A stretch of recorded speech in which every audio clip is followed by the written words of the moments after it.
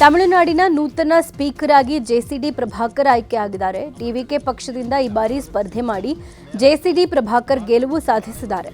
ಸದ್ಯ ಸ್ಪೀಕರ್ ಆಗಿ ಜೆಸಿಡಿ ಪ್ರಭಾಕರ್ ಅವಿರೋಧವಾಗಿ ಆಯ್ಕೆಯಾಗಿದ್ದಾರೆ. ಅಧಿಕಾರ ವಹಿಸಿಕೊಂಡ 2 ದಿನದಲ್ಲೇ ತಮಿಳುನಾಡು ಸಿಎಂ ವಿಜಯ್ ಮಹತ್ವದ ಆದೇಶ ಹೊರಡಿಸಿದ್ದಾರೆ. ಶಾಲಾ ಕಾಲೇಜು ಬಳಿ ಇರುವ ಮದ್ಯದ ಅಂಗಡಿ ಮುಚ್ಚೋಕೆ ಆದೇಶ ಹೊರಡಿಸಿದ್ದಾರೆ. ಧಾರ್ಮಿಕ ಸ್ಥಳ, ಶಿಕ್ಷಣ ಸಂಸ್ಥೆ, ಬಸ್ ನಿಲ್ದಾಣಗಳ 500 ಮೀಟರ್ ವ್ಯಾಪ್ತಿಯಲ್ಲಿರುವ 717 ಸರ್ಕಾರಿ ಸ್ವಾಮ್ಯದ ಮದ್ಯದಂಗಡಿ ಮುಚ್ಚೋಕೆ ಆದೇಶ ಹೊರಡಿಸಲಾಗಿದ್ದು, ಇದಕ್ಕಾಗಿ 2 ವಾರಗಳ ಗಡುವು ಕೊಡಲಾಗಿದೆ.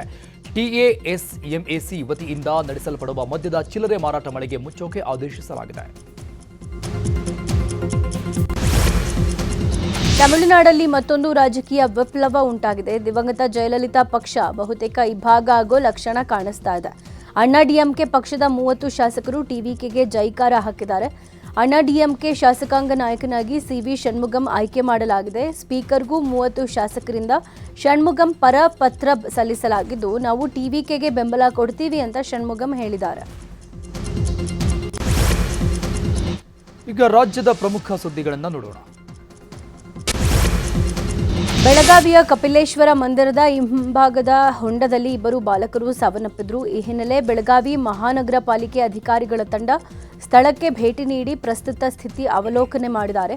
ಇನ್ನು ಹೊಂಡದ ಮಾಲೀಕರೊಂದಿಗೆ ಸಮಾಲೋಚನೆ ನಡೆಸಿದ ಅಧಿಕಾರಿಗಳು ಮುಂದೆ ಕೈಗೊಳ್ಳಬೇಕಾದ ಕ್ರಮಗಳ ಬಗ್ಗೆ ಮಾಹಿತಿ ಪಡ್ಕೊಂಡಿದ್ದಾರೆ. ಇನ್ನು ಘಟನೆಯ ಬಳಿಕ ಎಚ್ಚೆತ್ತಿರುವ ಅಧಿಕಾರಿಗಳು ಸಮರ್ಪಕ ಕ್ರಮ ಕೈಗೊಳ್ಳೋಕೆ ಮುಂದಾಗಿದ್ದಾರೆ.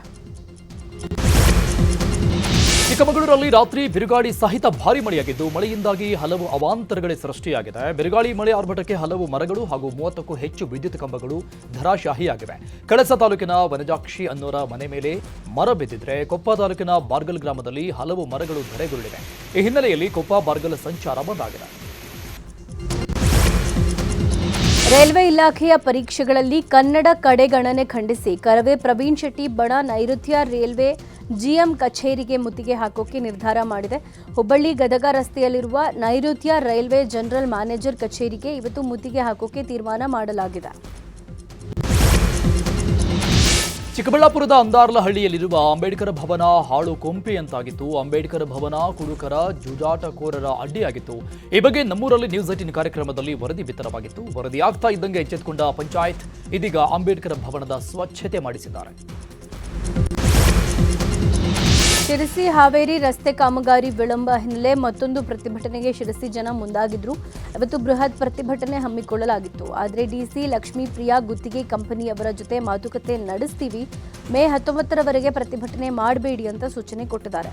ಒಂದ್ ವೇಳೆ ಮೇ 19ರ ನಂತರವೂ ಕಾಮಗಾರಿ ವೇಗ ಪಡೆಯದೇ ಇದ್ರೆ ಉಗ್ರ ಹೋರಾಟದ ಎಚ್ಚರಿಕೆ ಕೊಟ್ಟಿದ್ದಾರೆ. ಹಾವೇರಿಯ ಶಿಗ್ಗಾಂವಿಯಲ್ಲಿ ಕೆಯುಐಡಿಎಫ್ಸಿ ವತಿಯಿಂದ ಮಾಡಲಾದ ಕಾಮಗಾರಿ ಕಳಪೆಯಾಗಿದೆ ಅನ್ನೋ ಆರೋಪ ಕೇಳಿಬಂದಿದೆ. ಶಿಗ್ಗಾಂವಿ ನಗರದಲ್ಲಿ ಪೈಪ್ಲೈನ್ ಕಾಮಗಾರಿ ಹೆಸರಲ್ಲಿ ರಸ್ತೆಯನ್ನ ಬೇಕಾಬಿಟ್ಟಿ ಅಗೆಯಲಾಗಿದೆ. ಕಾಮಗಾರಿ ಮುಗಿದಿದ್ರೂ ಕೂಡ ರಸ್ತೆ ದುರಸ್ತಿ ಮಾಡದೆ ಹಾಗೆ ಬಿಟ್ಟಿದ್ದಾರೆ. ಡಾಂಬರ್ ರಸ್ತೆ ಹಾಳಾಗಿದ್ದು ಟ್ರಾಫಿಕ್ ಜಾಮ್ ಆಗ್ತಾ ಇದೆ. ಚೆನ್ನಾಗಿದ್ದ ರಸ್ತೆಯನ್ನ ಹಾಳು ಮಾಡಿದ್ದಾರೆ. ಮಳೆ ಬಂದರೆ ಕೆಸರು ಬಾರದಿದ್ರೆ ಧೂಳು ನಮ್ಮ ಗೋಳು ಕೇಳೋರು ಯಾರು ಅಂತ ಜನ ಪ್ರಶ್ನೆ ಮಾಡ್ತಾ ಇದ್ರು. ಕೂಡಲೇ ರಸ್ತೆ ದುರಸ್ತಿ ಮಾಡಿ ಅಂತ ಆಗ್ರಹಿಸಿದ್ದಾರೆ. ಮೈಸೂರು ಜಿಲ್ಲೆ ಟಿ ನರಸೀಪುರ ತಾಲೂಕಿನ ಸಿಬಿ ಹುಂಡಿಯಲ್ಲಿ ಚೆಸ್ಕಾಂ ಕಚೇರಿ ನಿರ್ಮಾಣಕ್ಕೆ ವಿರೋಧ ವ್ಯಕ್ತವಾಗಿದೆ. ರೈತರ ಒಕ್ಕಣೆ ಕಣ ಒಡೆದು ಚೆಸ್ಕಾಂ ಉಪ ಕಚೇರಿ ನಿರ್ಮಾಣಕ್ಕೆ ಅಧಿಕಾರಿಗಳು ಮುಂದಾಗಿದ್ದಾರೆ. ಸರ್ಕಾರದ ಅನುದಾನದ ಅಡಿ ನಾವು ಒಕ್ಕಣೆ ಕಣ ನಿರ್ಮಿಸಿದ್ದೀವಿ. ಇದರಿಂದ ರೈತರಿಗೆ ಸಾಕಷ್ಟು ಉಪಯೋಗ ಆಗಿದೆ. ಆದರೆ ಈಗ ಒಕ್ಕಣೆ ಕಣ ಒಡೆದು ಅದೇ ಜಾಗದಲ್ಲಿ ಚೆಸ್ಕಾಂ ಉಪ ಕಚೇರಿ ನಿರ್ಮಾಣಕ್ಕೆ ಯೋಜನೆ ರೂಪಿಸಲಾಗಿದೆ. ಆದರೆ ನಾವು ಕಣ ತೆರವು ಮಾಡೋಕೆ ಅವಕಾಶ ಮಾಡಿಕೊಡಲ್ಲ. ಬೇರೆ ಜಾಗದಲ್ಲಿ ಚೆಸ್ಕಾಂ ಕಚೇರಿ ನಿರ್ಮಾಣ ಮಾಡಿದ್ರೆ ನಮ್ಮ ವಿರೋಧ ಇಲ್ಲ ಅಂತ ಸ್ಥಳೀಯರು ಹೇಳ್ತಾ ಇದ್ದಾರೆ. ಮೇ 8ರಂದು ಕೊಪ್ಪಳದ ಅಂಜನಾದ್ರಿ ಆಂಜನೇಯನಿಗೆ ಎಎಂಆರ್ ಸಂಸ್ಥೆಯ ಮಹೇಶ್ ರೆಡ್ಡಿ ನೀಡಿದ್ದ ಚಿನ್ನದ ಆಭರಣಗಳ ಬಗ್ಗೆ ಜಿಲ್ಲಾಧಿಕಾರಿ ಸ್ಪಷ್ಟನೆ ಕೊಟ್ಟಿದ್ದಾರೆ. ಆಭರಣ ದೇಣಿಗೆಯಾಗಿ ನೀಡಿದವರು 1280 ಗ್ರಾಂ ಚಿನ್ನ ಇದೆ ಎಂದಿದ್ದಾರೆ. ಇದಕ್ಕೆ ಪೂರಕವಾದ ಕೆಲವು ದಾಖಲೆ ಕೊಟ್ಟಿದ್ದಾರೆ. ಈ ಬಗ್ಗೆ ಇನ್ನೊಮ್ಮೆ ಪರಿಶೀಲನೆ ಮಾಡ್ತೀವಿ ಅಂತ ಜಿಲ್ಲಾಧಿಕಾರಿ ಸುರೇಶ್ ಯತ್ನಾಳ್ ಹೇಳಿದ್ದಾರೆ. ಚಾಮರಾಜನಗರ ಜಿಲ್ಲೆಯಲ್ಲಿ 3 ಹುಲಿಗಳ ಓಡಾಟ ಕಂಡುಬಂದಿದೆ. ಗುಂಡ್ಲುಪೇಟೆ ತಾಲೂಕಿನ ಕೆಬೇಪುರ ಸಮೀಪ ಅರಣ್ಯ ಪ್ರದೇಶದಲ್ಲಿ 3 ಹುಲಿಗಳು ಓಡಾಡ್ತಾ ಇರೋದು ಕಂಡುಬಂದಿದೆ. ಸದ್ಯ ಹುಲಿಗಳ ಓಡಾಟ ಸ್ಥಳೀಯರ ಮೊಬೈಲ್ನಲ್ಲಿ ಸೆರೆಯಾಗಿದ್ದು ಸದ್ಯ ಸಾಮಾಜಿಕ ಜಾಲತಾಣಗಳಲ್ಲಿ ವೈರಲ್ ಆಗಿದೆ.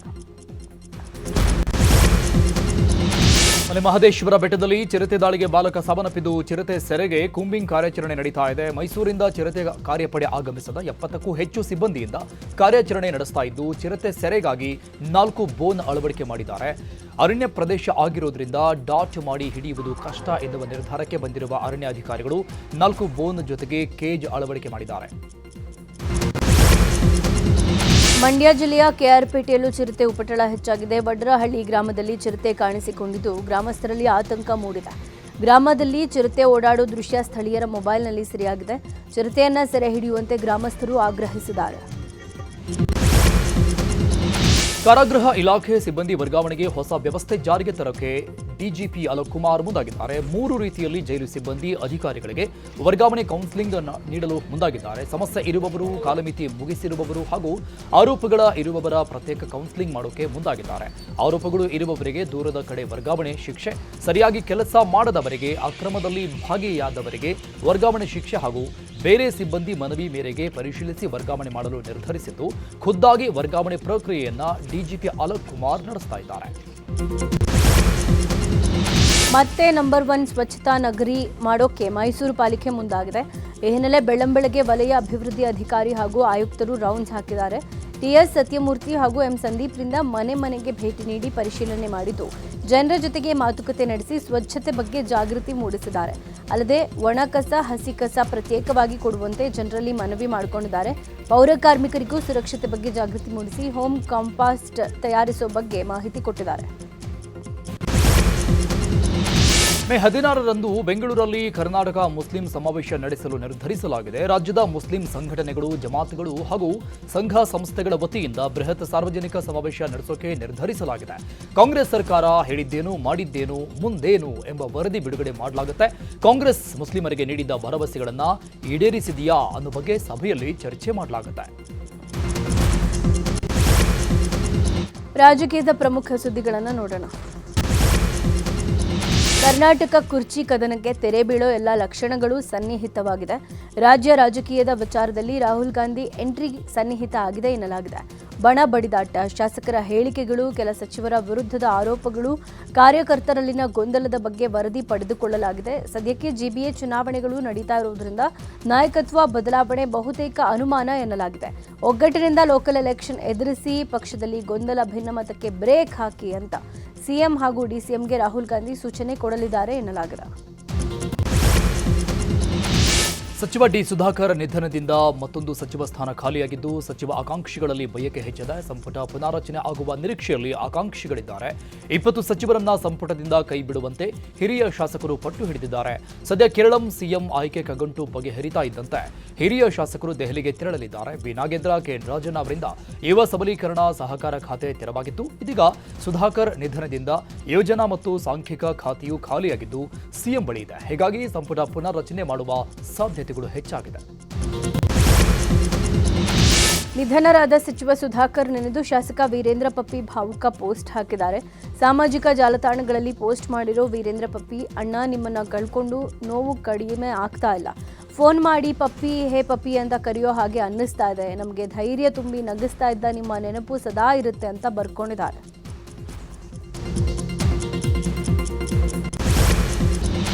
ಕೋಲಾರ ಜಿಲ್ಲೆಯ ಮಾಲೂರು ತಾಲೂಕು ಕಚೇರಿಯಲ್ಲಿ ಜಮೀನು ಕಡತಗಳಿಗೆ ನಕಲಿ ಸಹಿ ಮಾಡಿರುವುದು ಮತ್ತೆ ಬೆಳಕಿಗೆ ಬಂದಿದೆ. ಮಾಲೂರು ತಾಲೂಕಿನ ತೊರ್ನಹಳ್ಳಿ ಗ್ರಾಮದ ಸರ್ವೆ ನಂಬರ್ 298, 299, 300, 301 ಮತ್ತು 302 ಜಂಟಿ ನಕ್ಷೆಗೆ ಸಂಬಂಧಪಟ್ಟಂಗೆ ಇಬ್ಬರು ಅಧಿಕಾರಿಗಳ ಸಹಿಯನ್ನ ಫೋರ್ಜರಿ ಮಾಡಿ ನಕಲಿ ನಕ್ಷೆಯನ್ನು ತಯಾರಿಸಿ ನಕ್ಷೆ ನೀಡಿರುವುದು ದಾಖಲೆಗಳ ಪರಿಶೀಲನೆ ವೇಳೆ ಬೆಳಕಿಗೆ ಬಂದಿದೆ.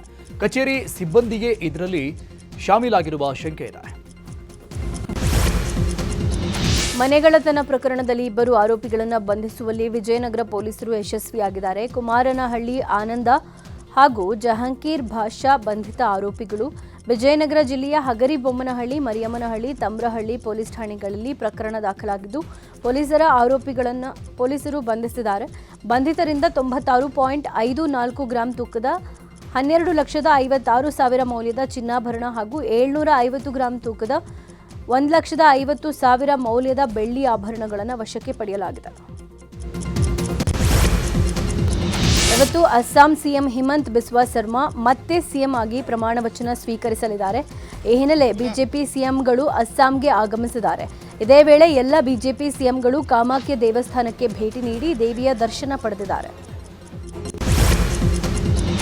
ಜ್ಯೇಷ್ಠ ಮಾಸದ 2ನೇ ಮಂಗಳವಾರ ನಿಮಿತ್ತ ಇವತ್ತು ದೇಶದ ಹಲವು ದೇವಸ್ಥಾನಗಳಲ್ಲಿ ವಿಶೇಷ ಪೂಜೆ ಸಲ್ಲಿಸಲಾಗ್ತಾ ಇದೆ. ಈ ಹಿನ್ನೆಲೆಯಲ್ಲಿ ಅಯೋಧ್ಯೆಯ ಸಿದ್ಧಪೀಠ ಹನುಮಾನ್ ಗಡಿಯಲ್ಲಿ ಪ್ರಾರ್ಥನೆ ಸಲ್ಲಿಸಿದ ಬಳಿಕ ಸಾವಿರಾರು ಭಕ್ತರು ಅಯೋಧ್ಯೆಯ ರಾಮಲಲ್ಲನ ದರ್ಶನ ಪಡೆದುಕೊಂಡಿದ್ದಾರೆ. ಪಶ್ಚಿಮ ಬಂಗಾಳದಲ್ಲಿ ಸಿಎಂ ಸುವೇಂದು ಅಧಿಕಾರಿ ಸಂಪುಟ ರಚಿಸಿದ್ದಾರೆ. ಮೊದಲ ಹಂತದಲ್ಲಿ 5 ಸಚಿವರಿಗೆ ಖಾತೆ ಹಂಚಿಕೆ ಮಾಡಿದ್ದಾರೆ. ಸಚಿವ ದಿಲೀಪ್ ಘೋಷ್ಗೆ ಗ್ರಾಮೀಣಾಭಿವೃದ್ಧಿ ಹಾಗೂ ಪಂಚಾಯತ್ ಮತ್ತು ಪ್ರಾಣಿ ಸಂಪನ್ಮೂಲಗಳ ಇಲಾಖೆ ಕೊಡಲಾಗಿದೆ.